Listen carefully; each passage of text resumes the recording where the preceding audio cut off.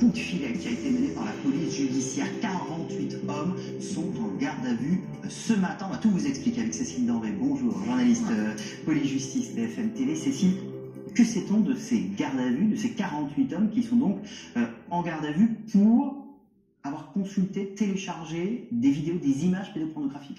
Exactement, ce sont pour donc des faits à caractère pédopornographique. Ils sont soupçonnés d'être des consommateurs massifs en fait de photos ou de vidéos qui comportent des sévices à l'encontre d'enfants et des sévices à caractère sexuel, des photos qu'ils téléchargent, parfois échangent sur le web, et il y a tous les profils.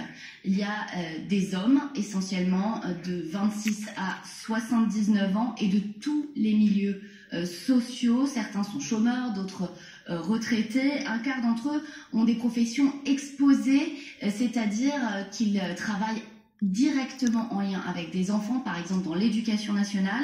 Il y a aussi quelques élus locaux parmi ces interpellés. Seulement 7 étaient déjà connus de la police pour des faits de même nature et donc inscrits au fichier des délinquants sexuels, le FIJES. Les autres, donc vous voyez bien la plupart, se croyaient ici jusqu'à peu à l'abri des écrans radars. Ils viennent d'être mis à nu et donc vont devoir s'expliquer. Ces hommes, ils ont été arrêtés à l'issue d'un coup de filet qui a été mené dans toute la France, c'est bien ça? Exactement, ce sont 40 parquets qui se sont coordonnés grâce à l'OCRVP, l'Office central de répression pour les violences aux personnes, et c'est grâce à un outil informatique très performants qu'ils ont pu être découverts, ces hommes, parce que ce fichier s'appelle le Child Protection System.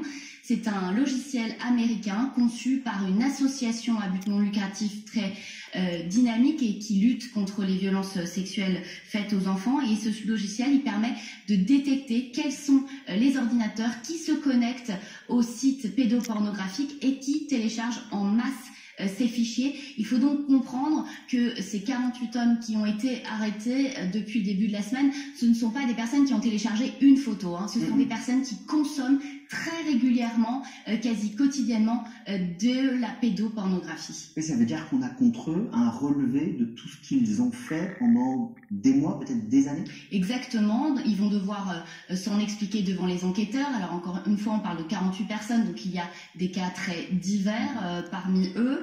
La plupart sont déjà en fin de garde à vue, certains sont même renvoyés pour être jugés en comparution immédiate, d'autres vont être convoqués pour être jugés à une date ultérieure. Pour des faits de consommation d'images pédopornographiques, on peut encourir jusqu'à 5 ans de prison et 75 000 € d'amende. Mais l'enjeu des gardes à vue qui se poursuivent, c'est effectivement de savoir s'il n'y a pas des faits plus graves derrière tout ça, à savoir la production de ces images pédopornographiques, et de savoir s'il n'y a pas eu des agressions sexuelles et des viols qui auraient été commis ici en France, des faits qui font évidemment encourir des poursuites en cour d'assises. Ça veut dire aussi d'un mot qu'on va enquêter sur ces personnes maintenant, sur leur vie, sur leurs pratiques remontées, regarder leur téléphone, leur habitude de vie? Exactement, ce sont des personnes qui risquent des mises en examen. Si les faits s'avèrent plus complexes et méritent de plus amples investigations, il y aura une instruction. Là, ça peut durer des mois, et effectivement, si les faits sont constitués, si des charges lourdes et concordantes sont relevées à l'encontre de ces hommes, ils peuvent être renvoyés en cour d'assises. Merci beaucoup, merci Cécile pour toutes ces explications. Arnaud Gallet, bonjour, merci de nous avoir rejoints. Vous êtes fondateur de l'association Be Brave France, mouvement mondial pour mettre fin aux violences sexuelles contre les enfants. Exactement. On vient d'entendre tous les détails que vient de nous donner Cécile. On laisse un peu sans voix 48 hommes, des réseaux vivement organisés, avec des vidéos, des images d'enfants, des sévices sexuels. Vous êtes surpris par l'ampleur de ça ou pas? Surpris, oui et non, c'est-à-dire qu'on est toujours surpris parce que je pense que la société systématiquement est surprise dès qu'on parle de chiffres, etc. Je tiens à le rappeler, derrière des vidéos, ce sont des faits réels. On pense là aujourd'hui aux agresseurs, aux auteurs, aux personnes qui visionnent, mais moi je pense aux enfants, bien évidemment, qui sont sur ces vidéos, qui sont atroces, etc. Et là, il y a un vrai travail de fond sur lequel je vais revenir. Donc on n'est pas surpris, pourquoi?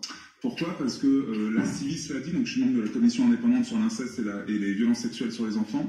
C'est dit depuis X temps par de nombreuses associations comme Be Brave France et comme bien d'autres.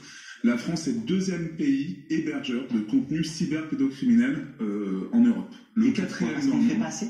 Pourquoi? Parce qu'on a une législation où les fournisseurs Internet n'ont pas l'obligation de transmettre à Interpol, qui se retrouve bloqué en fait dans ce cadre-là, notamment les adresses IP, différentes choses. Donc là, on voit bien.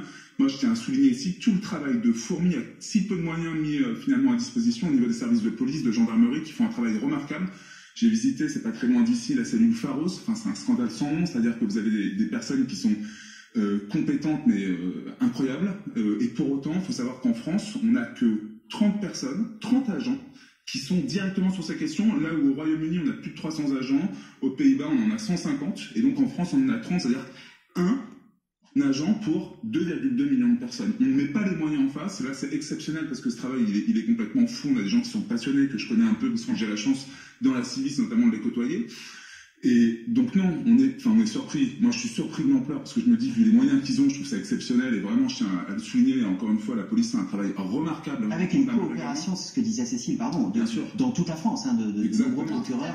Et c'est un travail d'ailleurs via le Child Protection System qui est mené aussi dans une centaine de pays par cette association, par le biais de cette association américaine. Vraiment la lutte contre la consommation et la circulation de ces images pédopornographiques. Elle essaye de faire des progrès incessants, mais pour autant, effectivement, beaucoup reste à faire. Bien sûr. Il faut le rappeler, 62% des contenus cyberpédocriminels sont hébergés en Europe.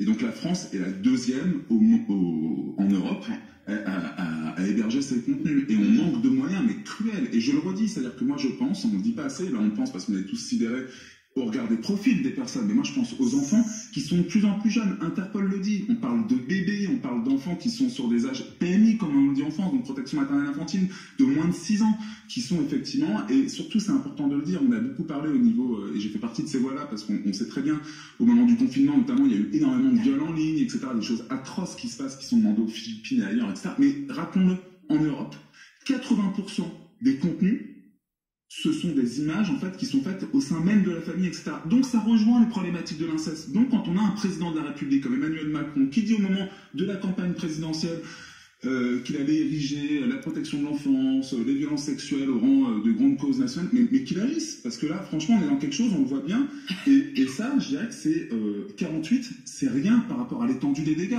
réellement. Il faut faire plus. Vous souleviez la question